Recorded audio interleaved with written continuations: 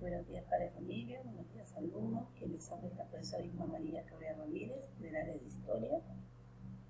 Bueno, siempre haciéndoles recordar los hábitos de higiene personal. Espero que antes de ver las clases virtuales se hayan lavado ustedes sus manos y después de también lavarse. No hay que olvidar de nuestros hábitos de higiene personal, que estos hábitos se nos tienen que quedar de por vida. Bueno, hoy día vamos a hablar de la sociedad estamental. ¿Qué es la sociedad estamental? La sociedad estamental es un tipo de sociedad propia del antiguo régimen estructurada.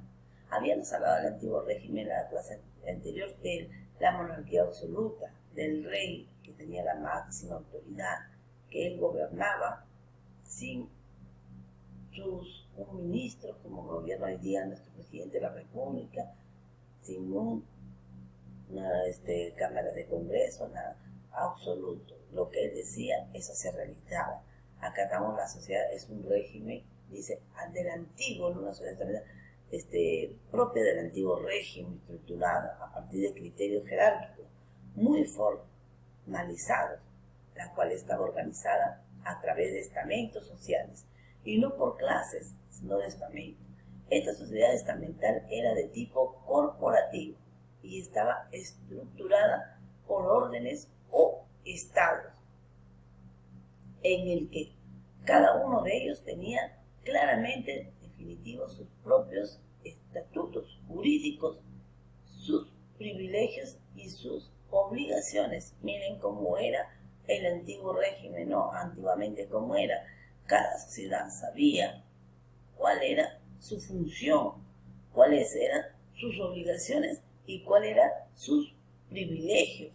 No estaba separado acá por tipo jerárquico, nada. Aquí era, la sociedad estamental era estructurada, dice, por criterio jerárquico, por jerarquía, acá se va a decir, muy formalizados y a través de estamentos claramente definidos estaban acá las sociedades estamentales.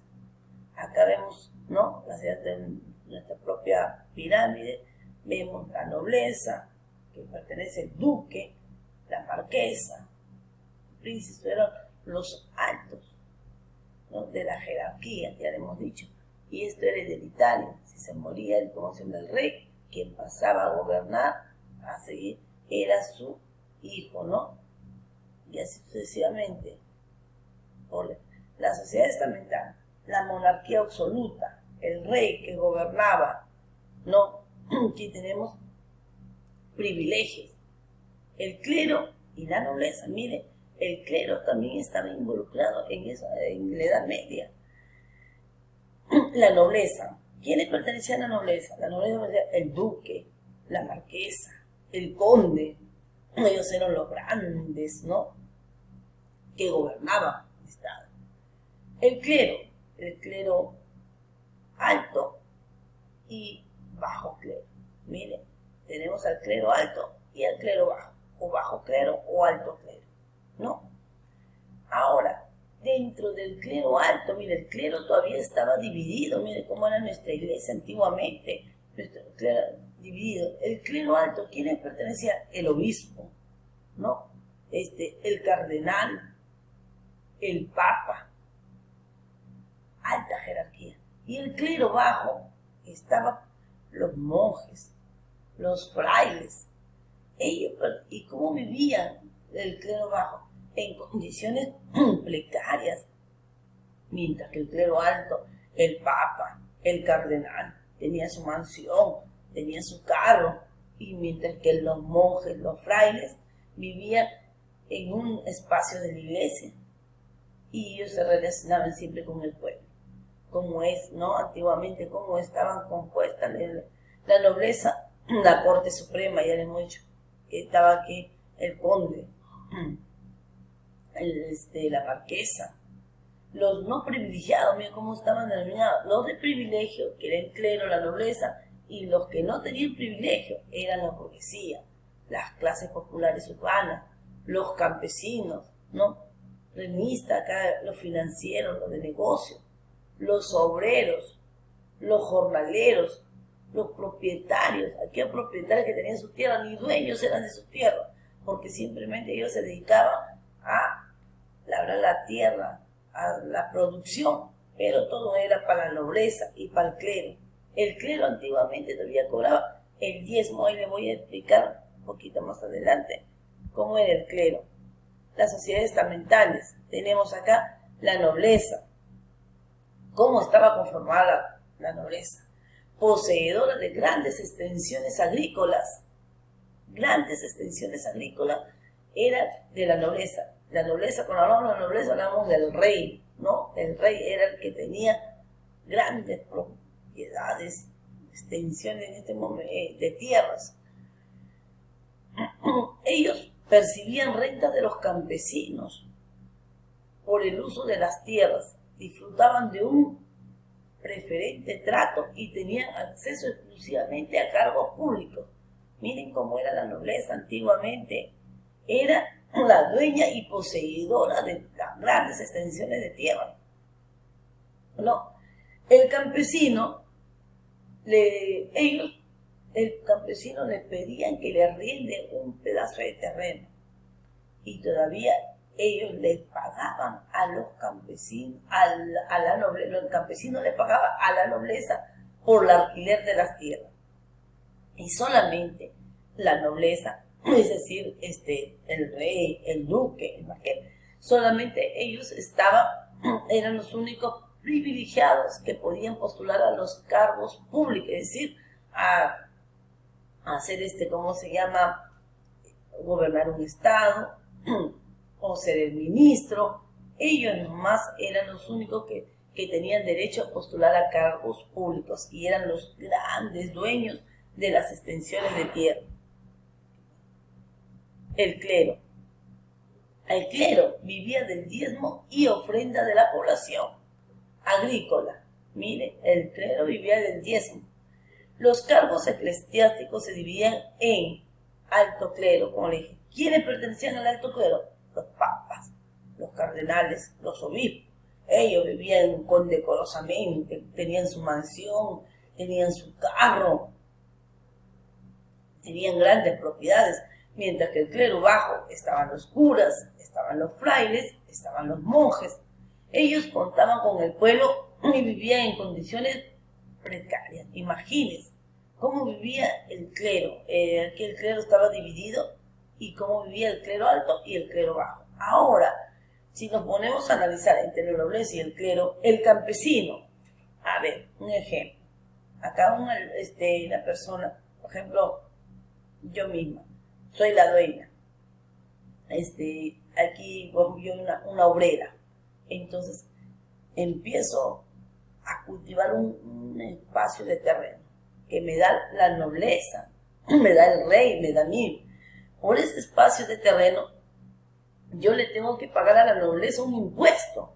Mire, cuando salga mi cosecha, yo tengo que pagarle un impuesto por lo que me arrendaba un espacio de terreno. Y aparte que le pagaba a la nobleza por esa parte de extensión del terreno, también tenía que darle el 10% de la ganancia al clero. Imagínense, el clero era la iglesia. Pero ¿por qué yo tenía que darle de mi cosecha el 10%? Es decir, cada 1.000 soles tenía que darle 100 soles al clero. Y el clero no trabajaba nada, pero yo tenía que darle 100 soles, que era el 10% del diezmo de mi cosecha. Y así, sucesivamente, todas las personas, por haber tenido un pedazo de tierra, entonces, ¿quiénes se llevaban el dinero? El dinero se llevaba la nobleza, el clero. Ellos se enriquecían y nosotros, que trabajábamos en la tierra, estábamos ahí cultivando, nosotros no teníamos mucho. No teníamos mucho. ¿Cómo se llama? Dinero. ¿Qué íbamos a sacar? Si teníamos que pagar por la renta del terreno.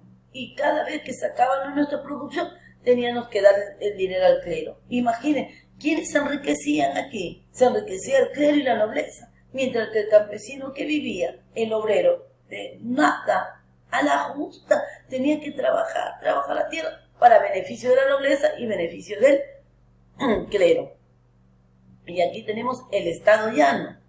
¿Quién era el Estado llano? El Estado llano estaba constituido por la gran mayoría de la población, el cual no tenía privilegios, pero sí tenía obligaciones. Estaba conformado por comerciantes, obreros, campesinos, prestamistas, esclavos e incluso los profesionales también estaban incluidos ahí. Sirvientes, que eran el 90% de la población. Miren, hacemos un análisis. La población, el 90% de la población vivía en condiciones precarias y solamente un 10% eran los adinerados, los que gozaban de privilegio y tenían derecho a postular a los cargos públicos. Ellos, nada más, ese grupo de personas. Pero la mayoría era el pueblo. El pueblo no tenía, la población, no tenía privilegios, pero sí obligaciones. Tenía el deber de trabajar la tierra para poder darle el dinero a la nobleza y al clero. ¿Quiénes estaban dentro del Estado llano? Estaban, miren, los obreros, los campesinos, los esclavos, los prestatarios, e incluso los profesionales mismos estábamos incluidos ahí y no teníamos derecho a nada, pero sí teníamos obligaciones que cumplir y vivían en condiciones precarias aquellos profesionales de aquella época. No, muchas gracias, jóvenes, espero que hayan entendido la clase, lo que es aquí la monarquía absoluta. Hemos hablado hoy día de aquí estamos las sociedades estamentales. Las sociedades estamentales, quiero que le quede bien claro, las sociedades estamentales estaban conformadas por la nobleza, que era aquella la poseedora de grandes extensiones de tierra, no grandes extensiones de tierra, y tenía derecho a postular a los cargos públicos. Y tenemos también al clero. El clero también estaba involucrado como clase privilegiada en esa época. Miren, la iglesia, ¿cómo era? Clero alto y clero bajo. Miren cómo estaba el clero alto, conformado por el cardenal, los obispos, el papa, vivían en sus mansiones, vivían qué bien, podían vivir acá ellos, ¿no? A una persona adinerada. Mientras que el otro clero, el clero bajo, eran los curas, los frailes, y vivían en condiciones precarias, ¿no? Pobres, es decir, no tenían tanto dinero. Mire esa división de la iglesia de aquella época.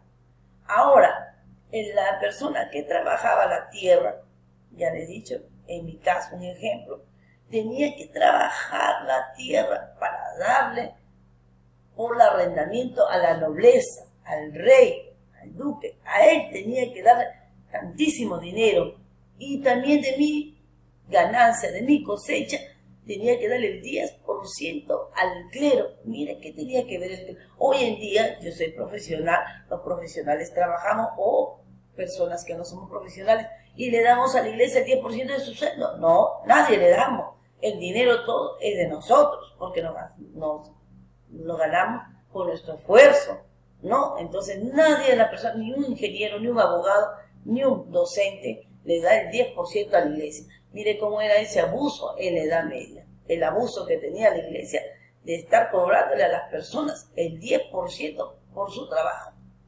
Imagínense, hoy en día ya no existe eso, ¿no? Ya no. Y el Estado llano, ¿cómo estaba conformado? Por el 90% de la población, y dentro de ese 90% de la población que vivía en condiciones precarias, es decir, condiciones de pobreza, estaban también los profesionales, ¿no? Bueno, joven, esas son las sociedades estamentales. Hoy en día ya no es así. Tenemos un país democrático, ¿no? Muchas gracias. Eso es todo por hoy. Y como dice el Haistas, yo me quedo en casa a cuidarse y que Dios me los bendiga. Conmigo será hasta la siguiente clase. Muchas gracias, jóvenes.